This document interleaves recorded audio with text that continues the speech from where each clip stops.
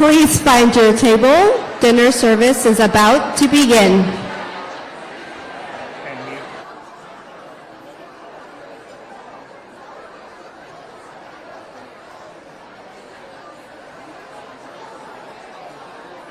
Please find your table. Dinner service is about to begin.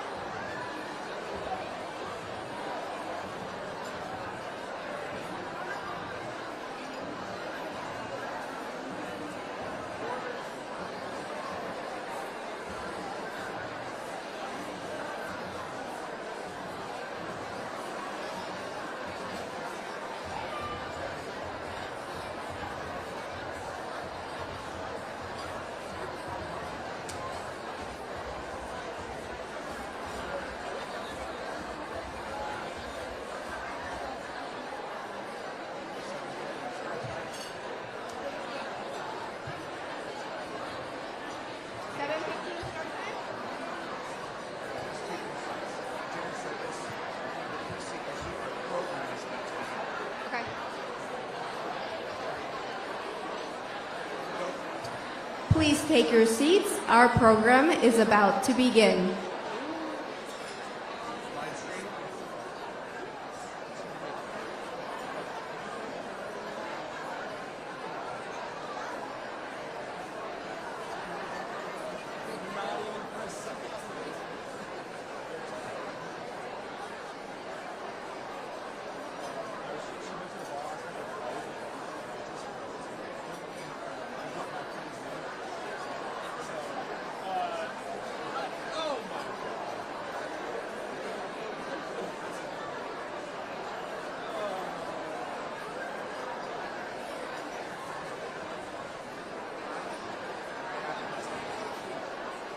Please take your seats. Our program is about to begin.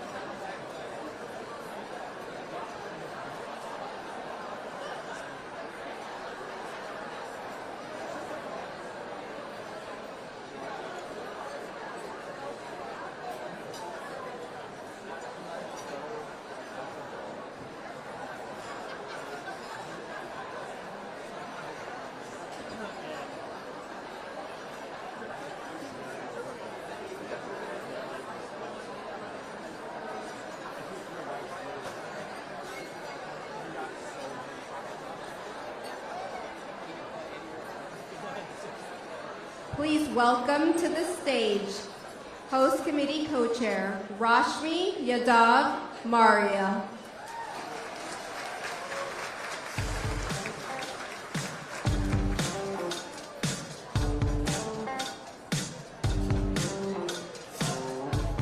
Good evening, everyone. I'm Rashmi Yadav Maria, and I am thrilled to be the first to welcome you tonight. I'm a former National Board Chair, a current Advisory Board member, and along with Dale Schrodel, a proud co-chair of tonight's 20th anniversary gala. Tonight we're honoring Emerge's past, championing our present, and sharing a bold, inspiring vision for the future. And we have an exciting lineup for you tonight. You'll hear a special message from Governor Katie Hobbs And we'll also be joined by former Congresswoman Abigail Spanberger, who is on the ballot for Governor of Virginia this year. You'll hear from this year's Cecile Richards Impact Award recipient, Michigan State Senator Mallory McMorrow, who is launching her campaign for the U.S. Senate in 2026. And we're proud to honor this year's Kamala Harris Trailblazer Award recipient, New Mexico State Senator Cindy Nava. We'll also spotlight two inspiring Emerge women running in special congressional elections this year, former Houston City Council member Amanda Edwards and Arizona's very own Deja Fox. And of course, we are going to hear from the original Emerge woman, Vice President Kamala Harris. Thank you so much for being here and for supporting Emerge. As many of you know, Emerge provides the training and powerful network that gives our alums the edge they need to win.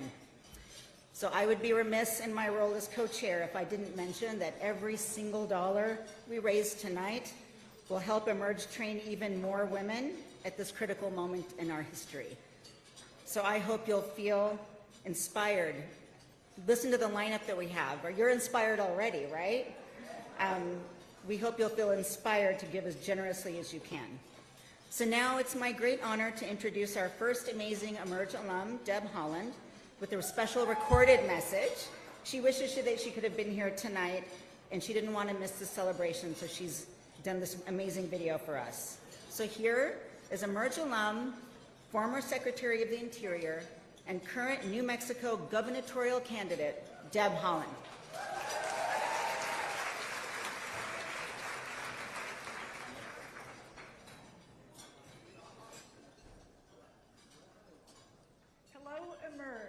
Thank you for preparing this event, along with the mentorship and programming you provide for our nation's future leaders. For over 20 years, Emerge has been a fierce fighter in the race for women to have leadership.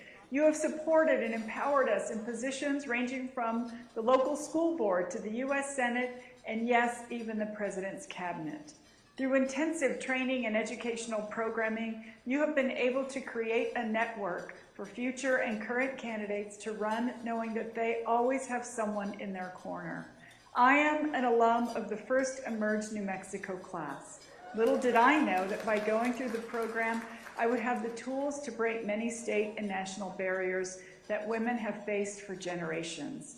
During my time, I gained the unparalleled knowledge and experience to help candidates and my own candidacy. This program truly empowered me, and I gained a network of fierce women who are all working to support each other.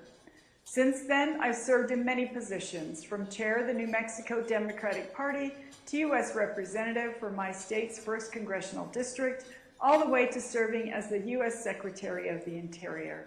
Now I'm running to be the next governor of New Mexico. But it's not me. Emerge has helped flip New Mexico State House to blue and turn other state houses pink. And now a majority of the legislators elected in New Mexico are women. Emerge has truly changed the game. Their comprehensive curriculum not only offers support and campaign strategies, but they've gone the extra mile to ensure that they are partnering with local communities to understand what will and won't work. We've seen just how effective their efforts have been. I mean, look at everyone in this room. We're living in a world with the fruits of these labors, but the fight is not over. We women make up about half of the population of the United States, and yet we are underrepresented in all branches of government. We need democratic women, people in high places making decisions that include everyone, rather than the catering millionaires and billionaires who just want to make tax breaks for themselves. We need diverse voices vetting our choices. So I encourage you to run for office, represent your communities, lead the ladder down for those who come after you. Thank you again to those involved with the legacy of Emerge. Women have opened doors for themselves and others through this amazing network. Emerge understands the importance of creating pathways for women in politics while sustaining a culture of lifting as we climb. They have empowered thousands of women to lead, so thanks to all of you. Please welcome Host Committee Co-Chair Del Schradell.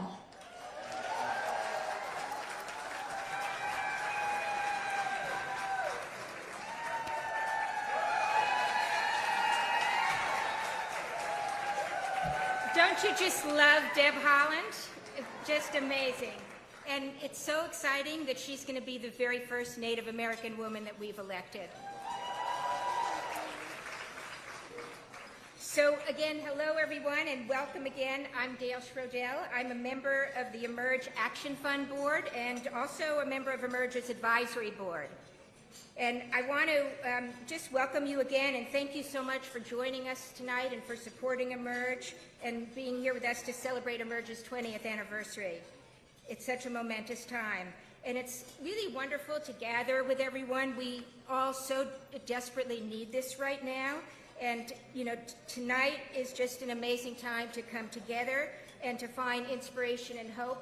And I know that we're going to all find that together here tonight. And as co-chair of this exciting event, along with Rashmi, we want to extend our deep appreciation to the host committee. Thank you all for, I can't ask everybody to stand, and honestly I can't even see, but thank you all for everything you did, because without you this event would never be possible, and what you did was phenomenal.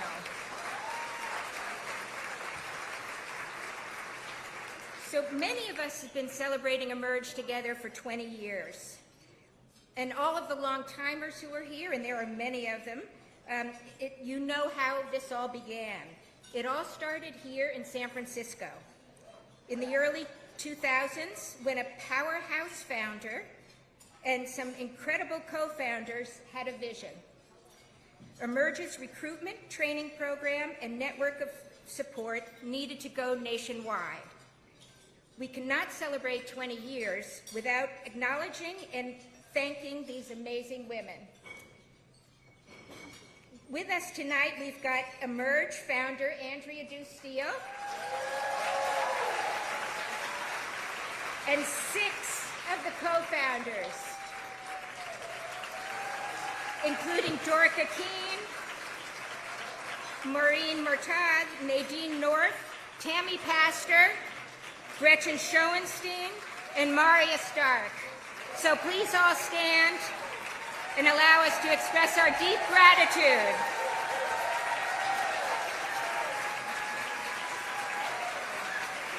Thank you all so much for your incredible leadership. Your vision is of what was possible back then, and your hard work and dedication in bringing Emerge to life blazed the path that's led us to tonight. And we are so grateful for that, celebrating 20 years of building the largest network of women elected officials and candidates and transforming the face of government.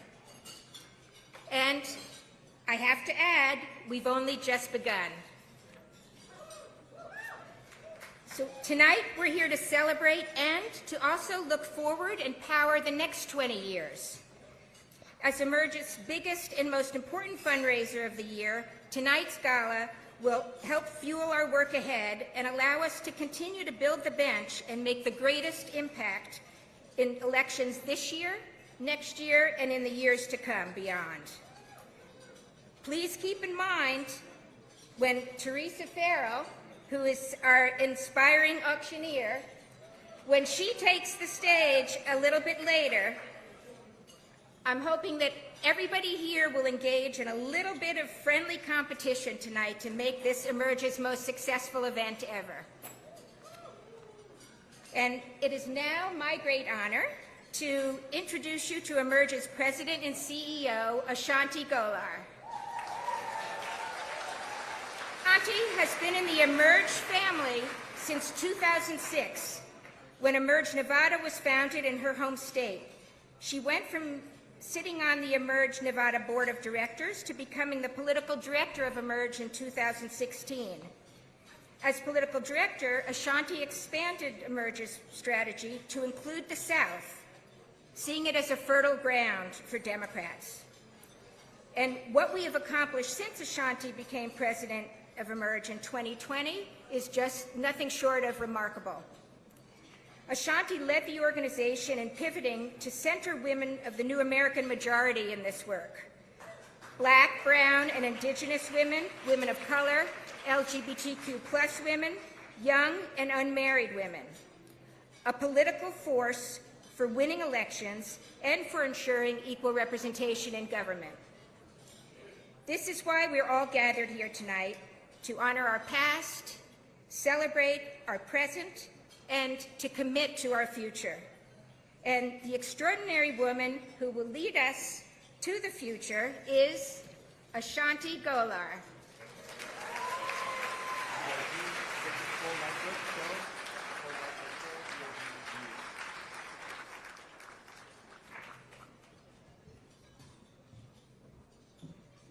Good evening, everyone. Thank you. Thank you, Dale, so much for that kind introduction and all of your work. Thank you, Maria, for also co-chairing this event. She was my very first board chair, Rashmi was, so I appreciate her, everything that she does. And to the amazing host committee, I thank you all for everything that you have done to allow us to be here. So good evening, everyone. I'm Ashanti Golar. I am the president and CEO of Emerge. We have a very big night. Tonight we are celebrating our 20th anniversary. Thank you all for being in this room, and thank you to everyone who is also joining us from home. We have a live stream happening, and we have a global audience that is watching us tonight. We appreciate you live streaming and everyone's commitment to Emerge. It truly has been a pleasure to work for this organization since 2016, but to also be a co-founder of our Emerge Nevada affiliate since 2006. So I pretty much have been around from the beginning. And now, at 20 years, we get to celebrate the fact that we have now trained over 6,500 women to run for office through our signature training programs. That's the first time we're announcing that tonight. And of course, we have over 1,200 alums serving in elected office across the country.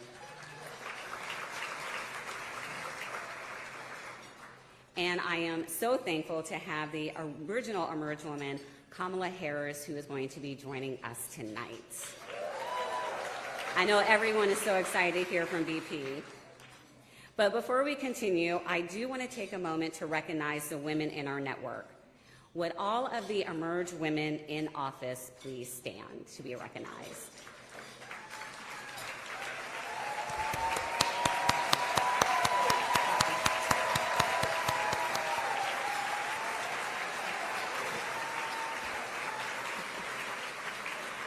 And of course, with them standing, I would like to recognize that we have our highest ranking California alum in the room. Lieutenant Governor Eleni Kounalakis is here with us tonight.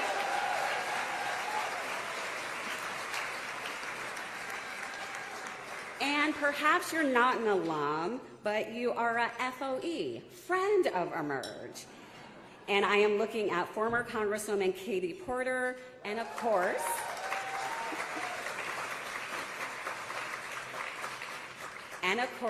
the iconic Mayor-elect Barbara Lee.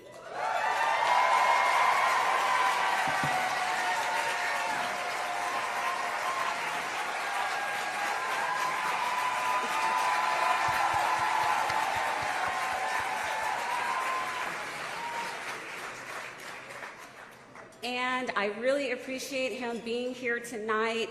Our new DNC chairman, Ken Martin, is joining us.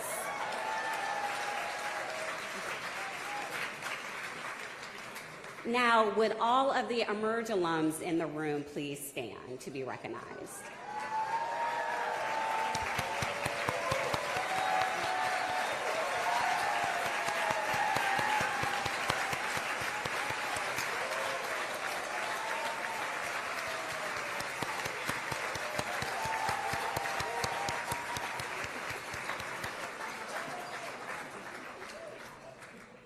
To our national board leadership, you have allowed us to usher in a new era of Emerge where we center women of the new American majority, and I am thankful for your support every day.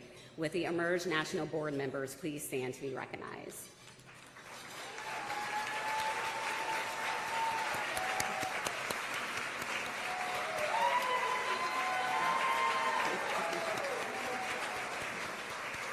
We also have several of our advisory board members in the room. Would they please stand to be recognized? Rashmi, Dale, we have Gretchen. So many of you. And of course, I do not do this work alone. Not one alum recruit, not one training, not one education event, not one woman on the ballot would happen without the amazing, incredible staff that I get to work with every day. None of this tonight would have happened without all of their hard work and dedication. Will everyone on the Emerge team please stand to be recognized?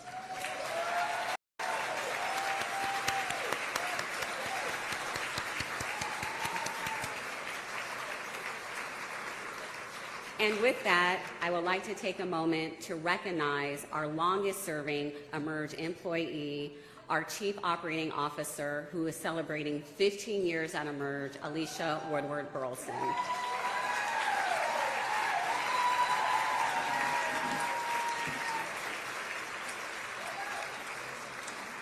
Alicia, I love you so much, and I would not be able to do this without you. Now, I'd just like to take a moment of personal privilege and briefly reflect on my time leading Emerge.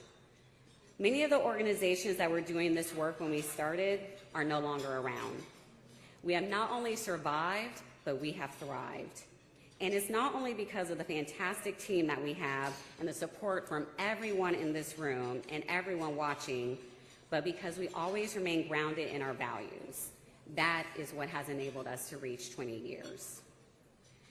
Standing in our values means not only recruiting and training union women to run for office, but working with union vendors.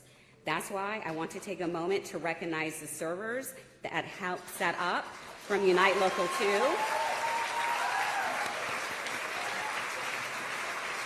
And the AV and stage from Stagehands Local 16. Let's give them all a big round of applause.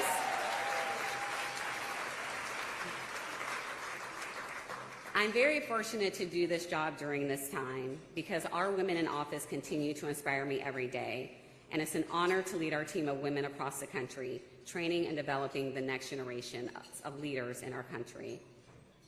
So I have to say thank you all for believing in my leadership, for trusting me to re-envision Emerge as an organization, for trusting me to set a bold 15-year vision to help lead our movement, for trusting me to innovate new trainings and programming that have never been done before in politics, but have moved the needle in states across the country in ways that we never could have imagined. All of this has led us, in 5 years, to not only become the largest network of Democratic women elected officials and candidates, but we can officially say we are the largest network of women elected officials and candidates in the country.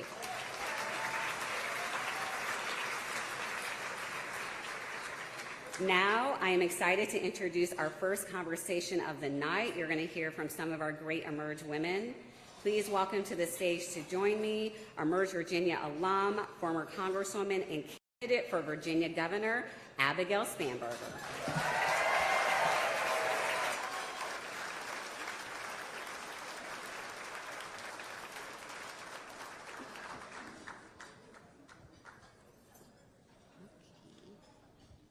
Hello.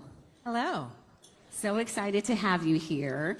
So the first time you were at an Emerge event out here in San Francisco, it was after you had won your first race for Congress, which is extremely exciting. So I know a lot of us know you, but please give your formal introduction and tell everyone why you're such a badass. Well, and I think for that event, Deb Haaland and Lauren Underwood and Kim Schreier. We had Lucy part of McBath, Deb Haaland. You're part of the original Emerge caucus in Congress, which was 5 back in 2018 and now is 13 in 2025. Well, so I first found out about Emerge because of my mother. So my mother did one of the first Emerge classes in Virginia, the consummate advocate. My mother was focused on a wide array of issues and priorities and did Emerge, ultimately ran for school board in Virginia. Did not win, but set a good example. And so it was fun for a time to see my yard signs with my mom's name on it. And at the time, I was a CIA officer. I was undercover in that role. It never occurred to me that I would someday potentially run for office. But after I left CIA, we moved back home to Virginia, and I had begun doing advocacy with Moms Demand Action. And my mother kept saying, "You should do Emerge, you should do Emerge." And everywhere I went, "This is my Emerge sister, this is my Emerge sister." And so in the fall of 2016, I thought I would potentially apply for Emerge. And what I think is so spectacular about Emerge is it's, based in your state. So Emerge Virginia is a network of women in Virginia. And so I started the application, and then I thought, no, I'm busy, and my kids are little, and I don't think so. And I started it, and then I stopped. And then the election happened, and there was this email that went out. I don't know if it was just all of us who had started applications and not finished, and said, "We've extended the deadline."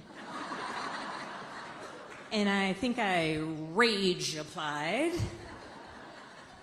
And I was accepted into the class, and even at that time, my whole thought process was, this will help me, as somebody who'd previously been under the Hatch Act and wasn't necessarily super comfortable in the political space, thought this will help me with the advocacy that I believe in.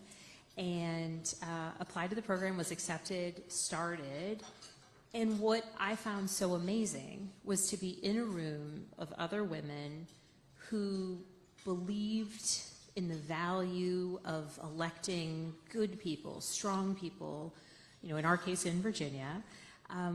And so there were some people in that class who never had any intention of running for office. Some of those people who really never had any intention, who by the end of the class were running for Congress. But actually one of my Emerge sisters is here today, just by coincidence. So Johanna, where are you?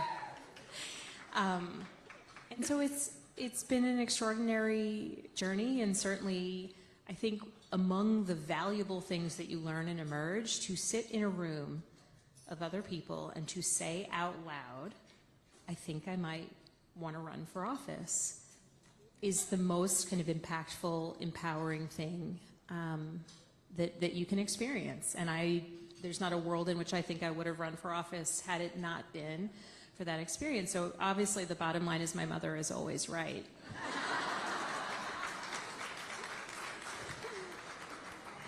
So from Congress to governor, your race is this year, and congratulations, because you just secured the Democratic nomination, so it's official.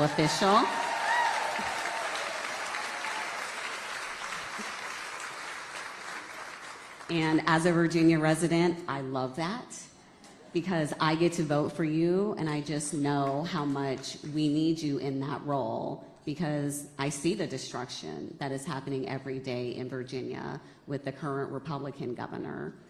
I know how horrible it would be if any of the Republican candidates were to ascend into that role.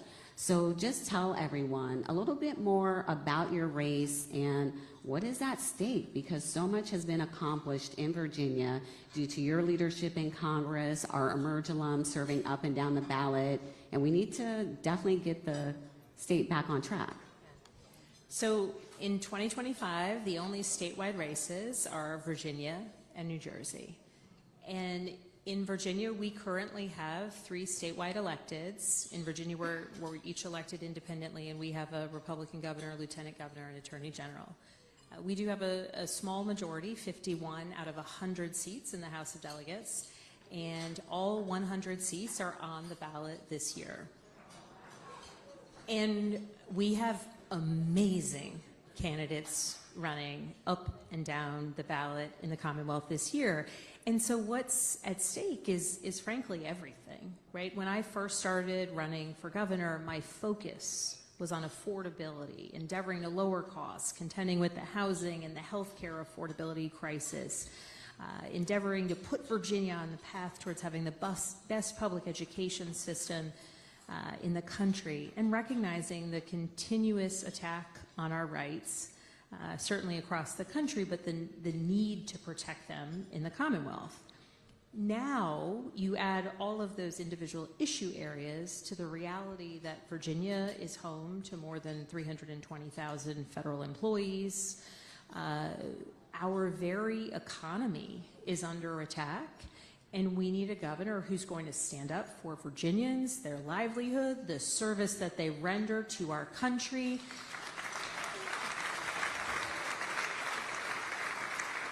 Recognizing that the federal employees we're talking about, they're researchers at the NIH, they're nurses at the VA, right? They are USDA employees who are supporting farmers and producers across our Commonwealth.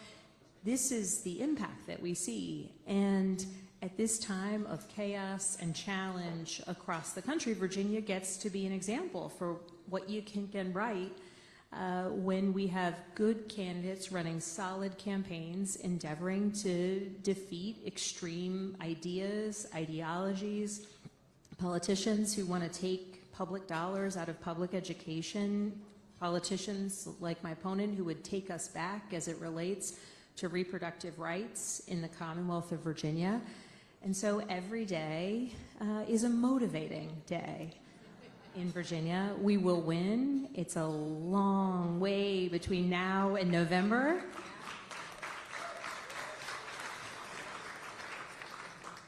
But we're clear-eyed about the challenge before us, and I know that we can and we will flip the governorship, the lieutenant governorship, the attorney general.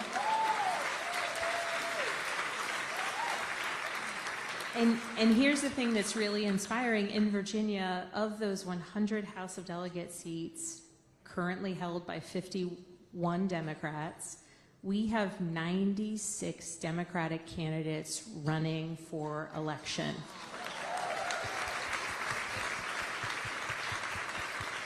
In the bluest of the blue, in the reddest of the red, and everywhere in between, we have people who are standing up, who want to represent their communities, who recognize that this year is the year that across the Commonwealth of Virginia, it's the year to stand up for the policies and the people of our Commonwealth. And I know that we will do right, certainly by Virginians, but we will make an extraordinary example that I hope other states will follow in 2026.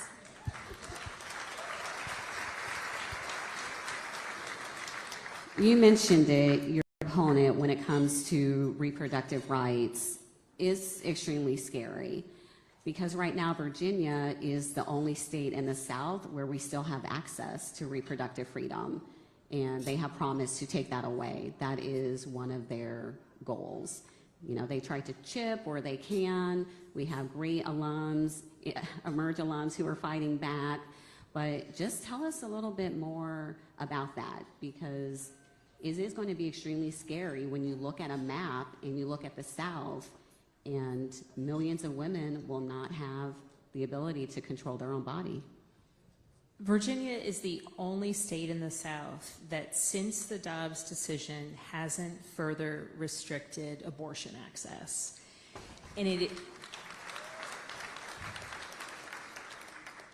the clouding goes to the state Senate, who, with a majority of 21 out of 40, blocked a bill that, before we got the majority back in the House of Delegates, blocked a bill that would have restricted abortion access in Virginia, that we know the governor would have signed, that my opponent was in favor of. That 21 out of 40 number is the reason that we were able to hold that back in Virginia.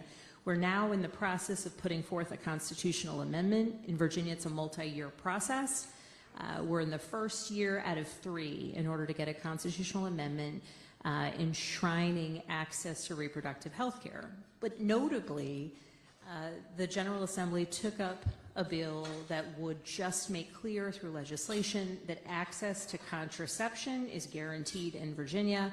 And my opponent, as Lieutenant Governor, cast the tie-breaking vote against ensuring access to contraception. Ultimately, it did pass We ultimately got it through, but the expectation is that the governor will veto it this week, as he did last year when they passed it as well.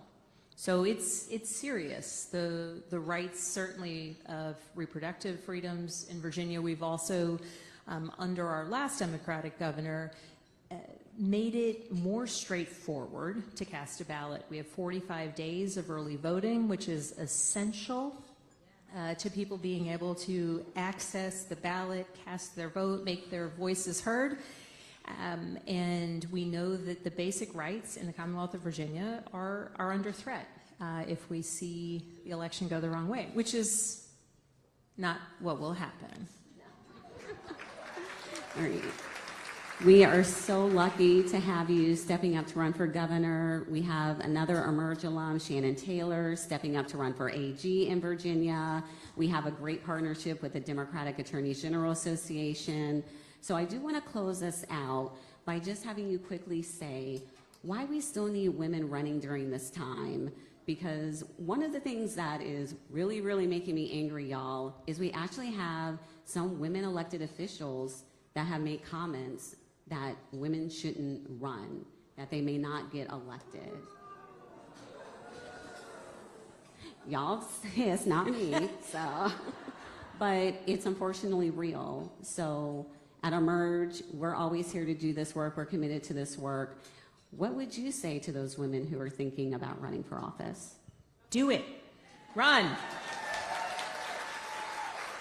And the sort of most consequential piece of it is being able to utter those words, I think I want to run for office. I'm going to run for office. I am running for office. And, you know, I'm running for governor. I love my wonderful Commonwealth. So I'll center my answer on Virginia. The women who are running to flip seats in the House of Delegates, and so many of the candidates who have been elected in recent years, and frankly some of the steadiest voices in our General Assembly, are women, powerful women who bring their experiences to the legislature every day.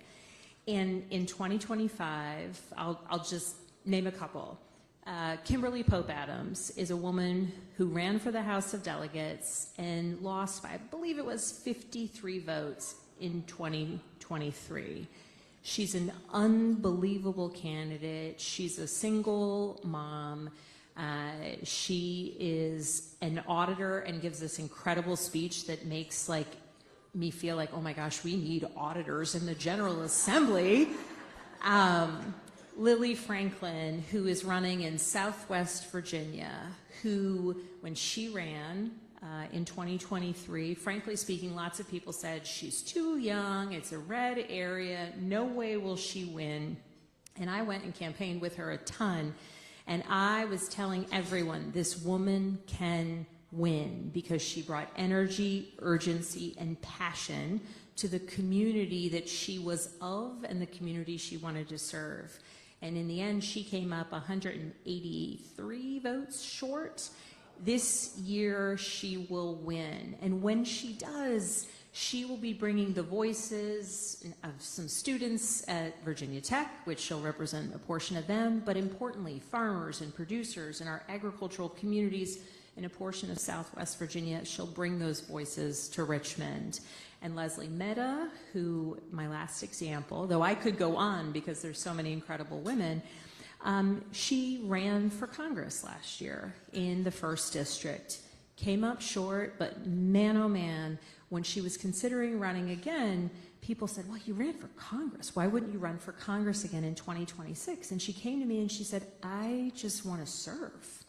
I want to be able to bring voices to government. She's an attorney. She was an ACLU attorney. She's brilliant. I first met her. She has, her late daughter had a genetic disorder, and she's done a tremendous amount of advocacy for rare disease research. She's brilliant. And people said, well, why would you want to run for House of Delegates? It's much smaller. It's a smaller race.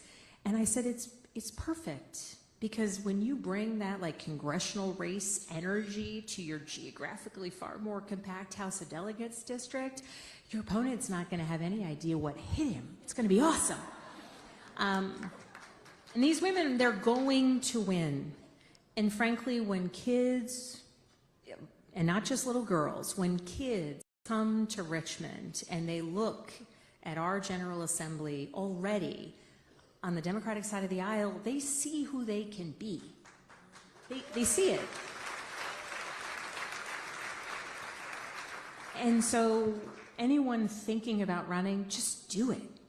And frankly, recognize that when you win, it's actually the fact that you may not fit the usual mold that will be your strength in governing. Thank you so much for everything that you do. Thank you for being here. And I can't wait to call you my governor. Thank you. Thank you.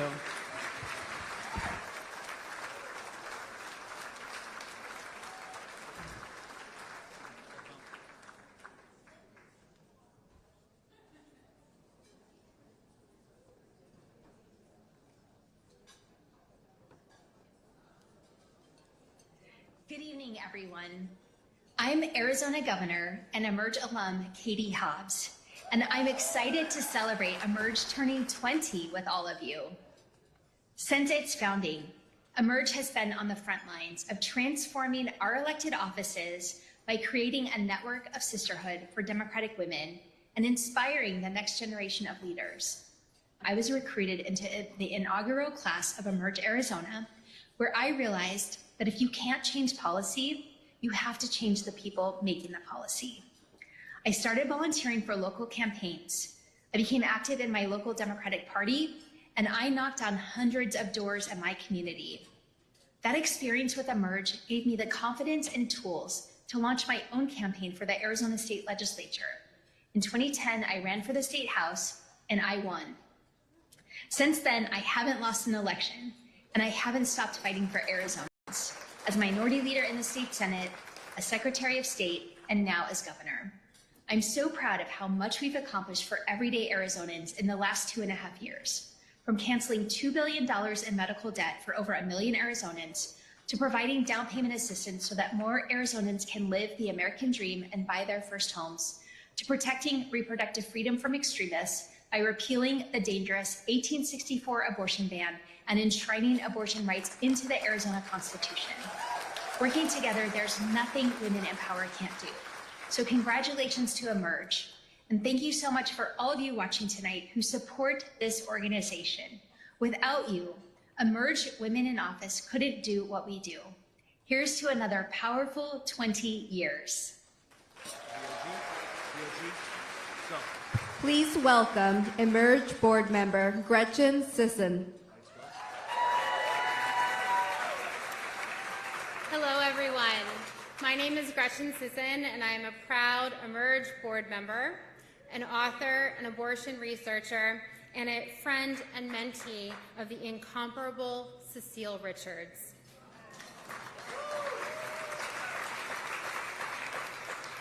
It might seem impressive to have had Cecile as a mentor, but I promise it wasn't, only because Cecile was a mentor to everyone in our field, and she took that role incredibly seriously. She always showed up for the next generation of leaders and thinkers in the abortion access and reproductive justice movements. She showed up with advice, with her network, and with a shared purpose and moral clarity around the work that needed to be done. She was a fearless executive, and she was a movement builder, because while she was undoubtedly a once-in-a-generational messenger, she also deeply cared about getting stuff done. And I know I'm introducing a woman from Michigan, so I could say something else, but we're going to stick with stuff for right now. Which brings me to tonight's recipient of the Cecile Richards Impact Award. As we've seen in the last 2 cycles, a lot of politicians want to run talking about abortion access, but not everyone actually wants to govern on abortion access when it comes time to deliver for voters.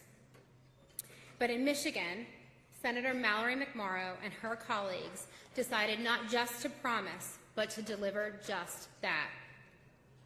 After Michiganders passed a ballot initiative to protect abortion access, The Senate followed that up with the Reproductive Health Act that repealed the 1831 abortion ban, repealed the targeted regulation of abortion provider laws. You all might not know what those are. I am happy to talk in more detail than you want after the program. They repealed a law that forced patients to buy a separate insurance rider to access abortion care, and they ensured that students in their public university had access to accurate reproductive health information. These are the types of policies that not only make reproductive choice possible, but make abortion access real. And these are the type of policies that Americans need, implemented by the leaders they deserve, and they are the policies that Mallory McMorrow is going to fight for at every level of office. Mallory, I am so proud to present you with the Cecile Richards Impact Award, and I know Cecile will be very proud to have you receive it. Thank you so much for fighting for us.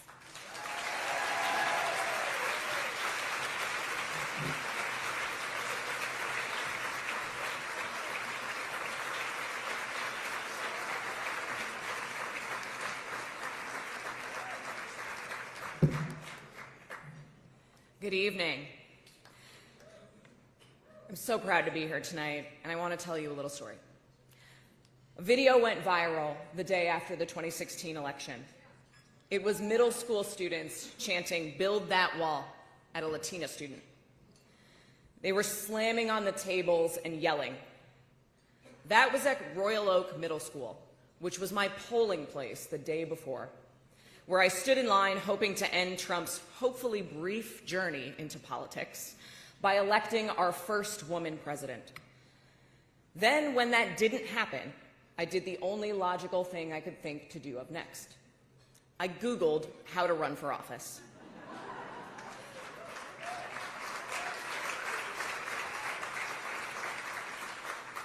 I applied to Emerge Michigan thinking surely I'm going to be rejected. I had no political experience. I had never worked on a campaign. But it's a funny thing. When you raise your hand, you tend to be called on. What struck me about the women in my Emerge class wasn't the ambition. Not one said, "I was born to be in it." We were there because we, quite reluctantly, saw running as the only solution to problems that nobody seemed to be fixing.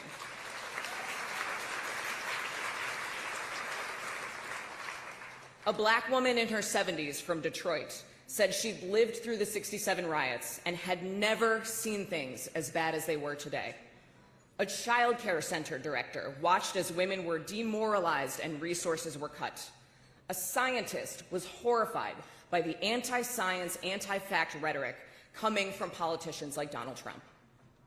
And as for me, I wanted to believe in an American dream where decency matters, where everyone feels seen and heard, where our creativity and hard work mean that we are limitless. An American dream in stark contrast to the American nightmare unfolding that celebrated lifting some up by tearing others down. In 2018, I took on a Republican incumbent whose father had served in Congress for 16 years and who had won his last election by 16 points. With an all-woman team, we beat him by 4 points.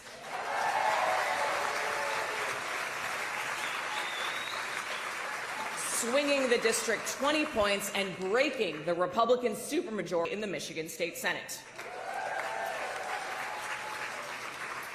Then in 2022, after a floor speech of mine went viral, I raised millions of dollars for other candidates running for state senate, and we helped flip the state senate for the first time since 1984. And when we took that power, we weren't afraid to use it. We got to work. Repealing Michigan's 1931 abortion ban, passing gun violence prevention measures, universal school meals, building thousands of new housing units, canceling medical debt for tens of thousands of Michiganders, expanding child care, and so much more. Now, I'm running for U.S. Senate with that same why. Not because I ever wanted to be a senator, but because if you haven't noticed right now, our country is going through it. We need that spirit that I found with those 22 other women learning the hard way how to make our own seats at the table, because we know damn well nobody else is going to make them for us. Because ours is a country that needs to be fixed, righted, and restored. To wake up from the American nightmare and write our new American dream. Because all of us in the room, we are the ones who are going to write it. Thank you very much.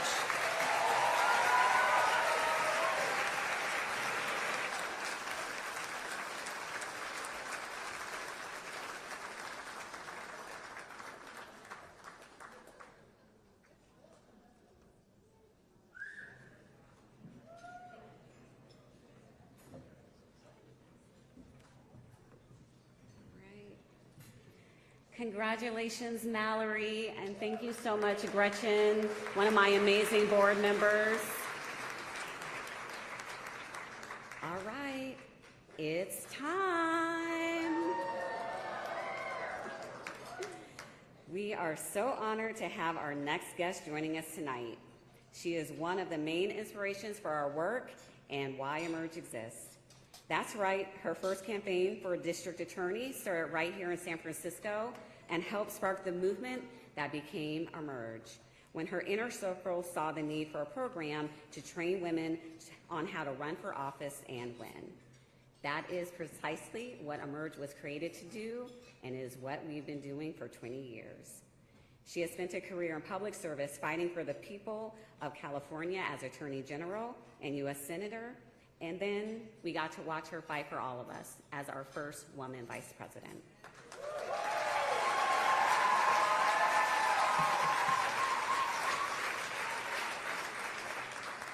I think we all know who I'm talking about. She is the original Emerge woman, the one and only, our 49th Vice President of the United States, Kamala Harris.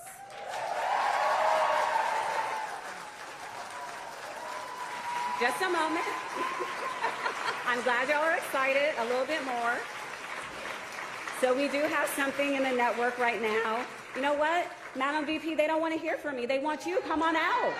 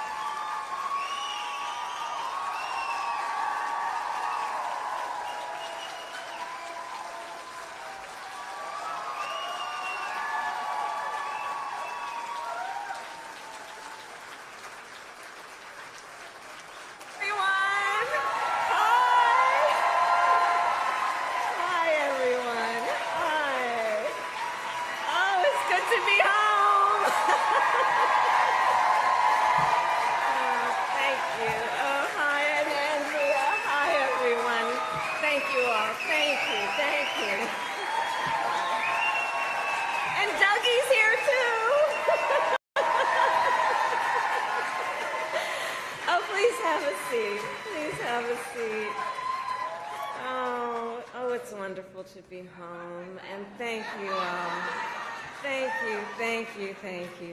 you. Oh, in 20 years, Andrea. My goodness. I mean, your babies are grown. Good evening, everyone. Thank you for supporting Emerge. Thank you for supporting Emerge. It is so wonderful to be home and to be back with all the leaders who are here, and to celebrate this extraordinary organization, which is an organization of so many exceptional leaders, those who found the courage to run for office and those who support them. Emerge, I will say something you know. Throughout my entire career and life, I have always believed in the ideals of our nation. The ideals reflected in the Declaration of Independence, that all are created equal and endowed by our Creator with certain inalienable rights. Ideals advanced and affirmed by the service and sacrifice of generations of patriots. The ideals that ground the Constitution of the United States, that here in our country, Power ultimately lies not with the wealthy or well-connected, but with all of us, with we the people.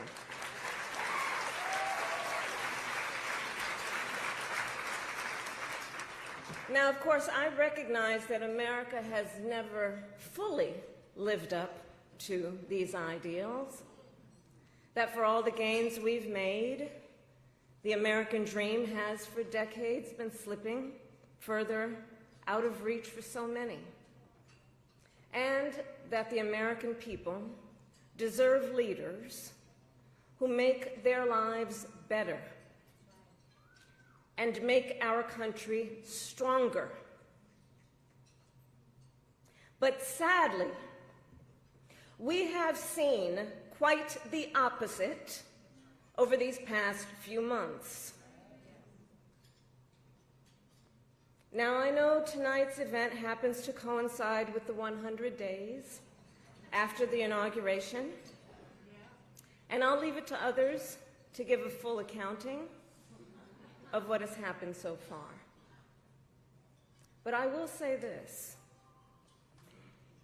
Instead of an administration working to advance America's highest ideals, we are witnessing the wholesale abandonment of those ideals.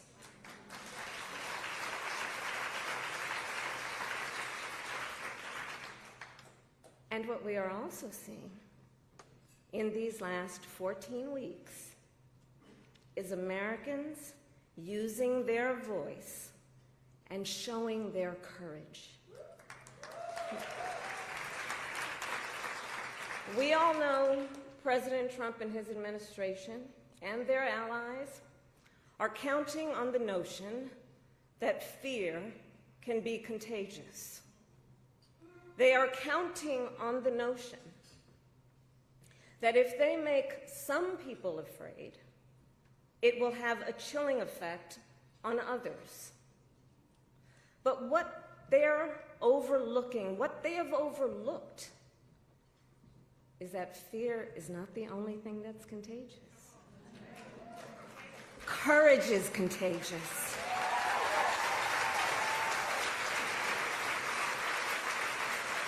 The courage of Americans who are banding together in the face of the greatest man-made economic crisis in modern presidential history. Americans across the political spectrum who are declaring that the president's reckless tariffs hurt workers and families by raising the cost of everyday essentials, devastate the retirement accounts that people spent a lifetime paying into, and paralyze American businesses, large and small, forcing them to lay off people, to stop hiring or pause investment decisions.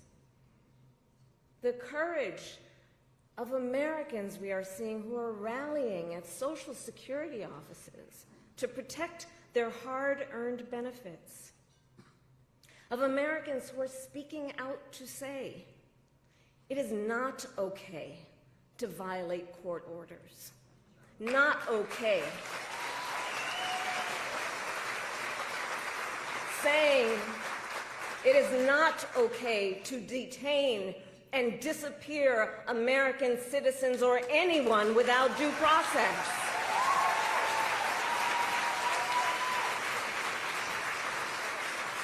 The courage of judges to uphold the rule of law in the face of those who would jail them.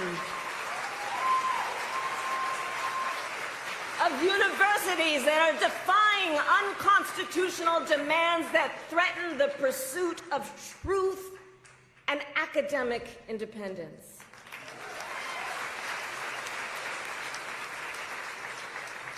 And I will tell you, the courage of all these Americans inspires me. And I have been inspired by the movements like the one in Wisconsin that put Susan Crawford on the Supreme Court, by the State of the People Power Tour that is aiming to ignite a grassroots movement to lift up voices and advance freedom and justice, and by leaders across the spectrum, including congressional leaders like Cory Booker, Chris Van Hollen, Chris Murphy, Jasmine Crockett, Maxwell Cross, AOC, and Bernie Sanders. All who, in different ways, have been speaking with moral clarity about this moment. So here's one of the other things I wanted to talk about tonight and to highlight. So look, some people are describing what's been happening in recent months as absolute chaos. And of course I understand why.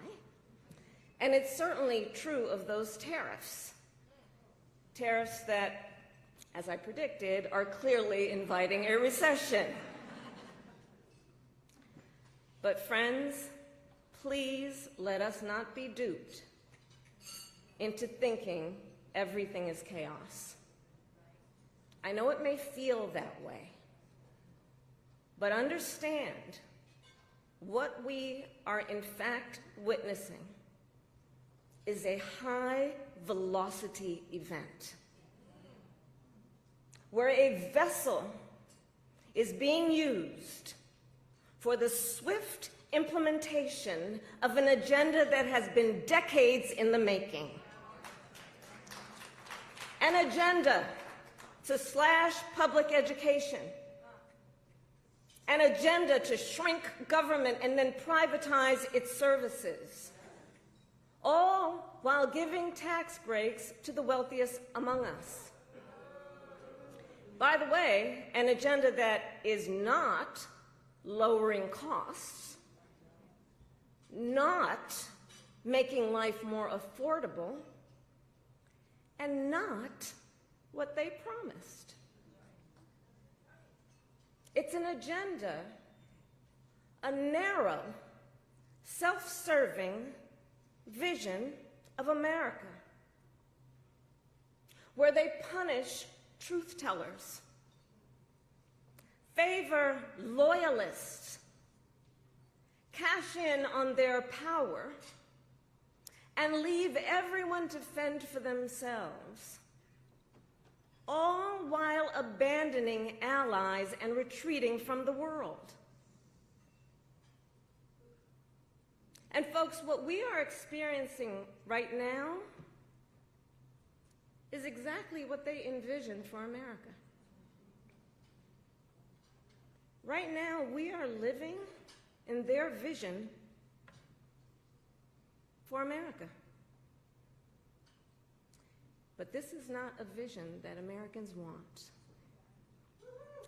We are living in a moment when the checks and balances upon which we have historically relied have begun to buckle. And we here know that when the checks and balances ultimately collapse, if Congress fails to do its part, or if the courts fail to do their part, or if both do their part, but the president defies them anyway, well, friends, that is called a constitutional crisis. And that is a crisis that will eventually impact everyone. Because it would mean that the rules that protect our fundamental rights and freedoms, that ensure each of us has a say about how our government works, will no longer matter. And if that happens, the one check, the one balance, the one power that must not fail is the voice of the people.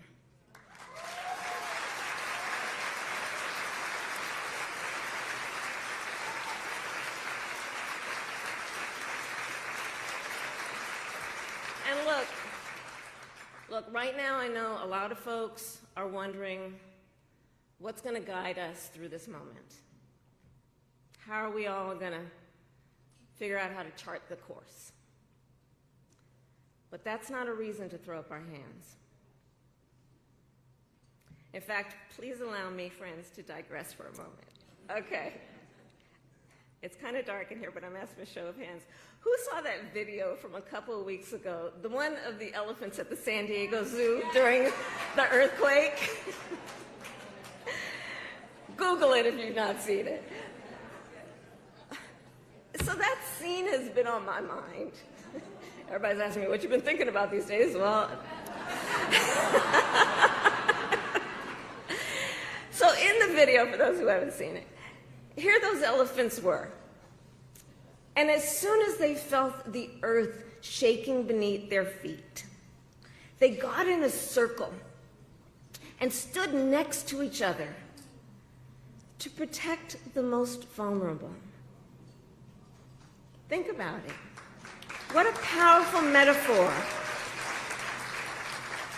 Because we know those who try to incite fear are most effective when they divide and conquer, when they separate the herd, when they try to make everyone think they are alone. But in the face of crisis, the lesson is don't scatter. The instinct has to be to immediately find and connect with each other, and to know that the circle will be strong.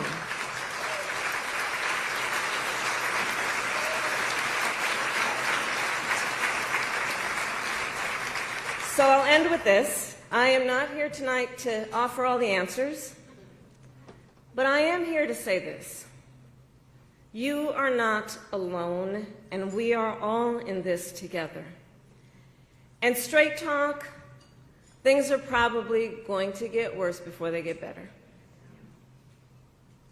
But we are ready for it. We are not going to scatter. We are going to stand together, everyone a leader, and emerge. You have a special role to play.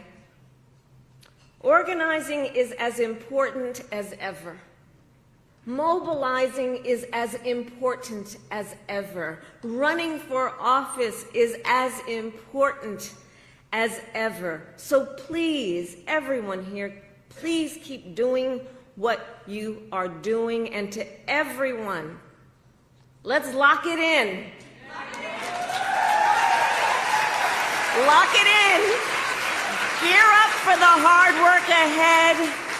And please, always remember, this country is ours. It doesn't belong to whoever is in the White House. It belongs to you. It belongs to us. It belongs to we, the people. Thank you. God bless you, and God bless America. Thank you all.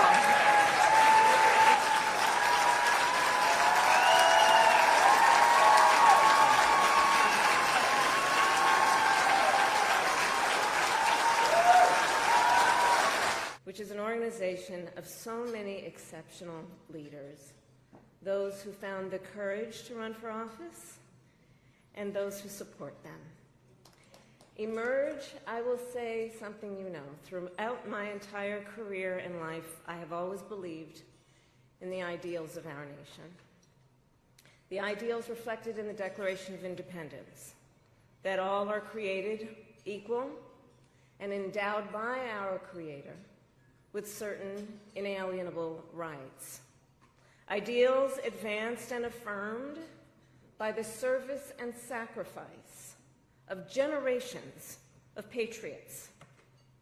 The ideals that ground the Constitution of the United States, that here in our country, power ultimately lies not with the wealthy or well-connected, but with all of us, with we the people.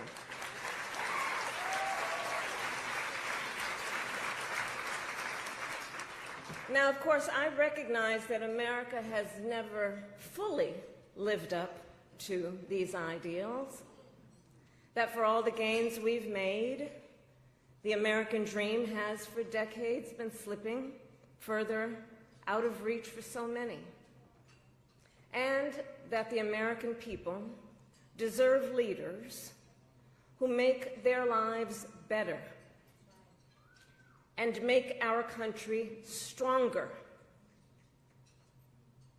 But sadly, we have seen quite the opposite over these past few months. Now, I know tonight's event happens to coincide with the 100 days after the inauguration, and I'll leave it to others to give a full accounting of what has happened so far. But I will say this. Instead of an administration working to advance America's highest ideals, we are witnessing the wholesale abandonment of those ideals.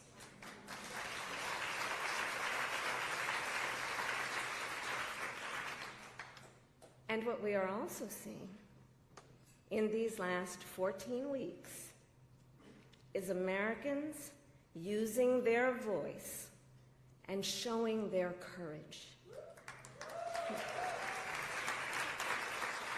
We all know President Trump and his administration and their allies are counting on the notion that fear can be contagious. They are counting on the notion that if they make some people afraid, it will have a chilling effect on others. But what they're overlooking, what they have overlooked, is that fear is not the only thing that's contagious. Courage is contagious.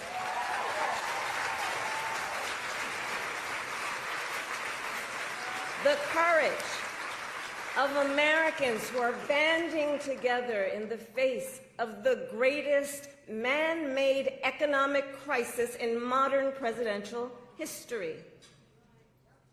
Americans across the political spectrum who are declaring that the president's reckless tariffs hurt workers and families by raising the cost of everyday essentials, devastate the retirement accounts that people spent a lifetime paying into, and paralyze American businesses, large and small, forcing them to lay off people, to stop hiring or pause investment decisions.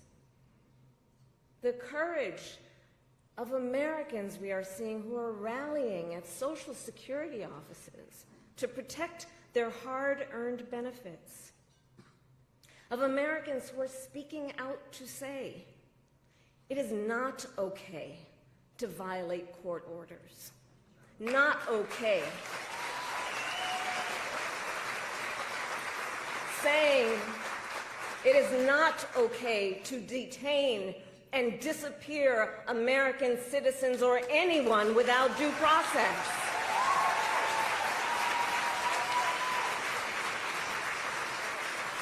The courage of judges to uphold the rule of law in the face of those who would jail them. Of universities that are defying unconstitutional demands that threaten the pursuit of truth and academic independence.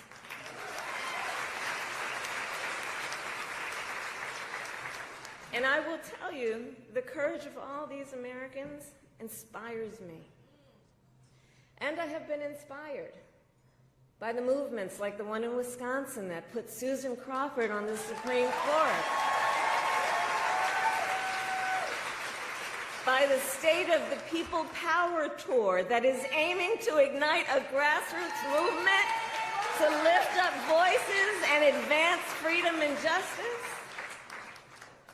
and by leaders across the spectrum, including congressional leaders like Cory Booker, Chris Van Hollen, Chris Murphy, Jasmine Crockett, Maxwell Cross, AOC, and Bernie Sanders. All who, in different ways, have been speaking with moral clarity about this moment. So here's one of the other things I wanted to talk about tonight and to highlight. So look, some people are describing what's been happening in recent months as absolute chaos. And of course I understand why. And it's certainly true of those tariffs. Tariffs that, as I predicted, are clearly inviting a recession. But friends, please let us not be duped into thinking everything is chaos. I know it may feel that way, but understand what we are in fact witnessing is a high-velocity event where a vessel is being used for the swift implementation of an agenda that has been decades in the making. An agenda to slash public education. An agenda to shrink government and then privatize its services. All while giving tax breaks to the wealthiest among us. By the way, an agenda that is not lowering costs, not making life more affordable, and not what they promised. It's an agenda, a narrow, self-serving vision of America, where they punish truth tellers, favor loyalists, cash in on their power, and leave everyone to fend for themselves, all while abandoning allies and retreating from the world. And folks, what we are experiencing right now is exactly what they envisioned for America. Right now, we are living in their vision for America. But this is not a vision that Americans want. We are living in a moment when the checks and balances upon which we have historically relied have begun to buckle. And we here know that when the checks and balances ultimately collapse, if Congress fails to do its part, or if the courts fail to do their part, or if both do their part, but the president defies them anyway, well, friends, that is called a constitutional crisis. And that is a crisis that will eventually impact everyone. Because it would mean that the rules that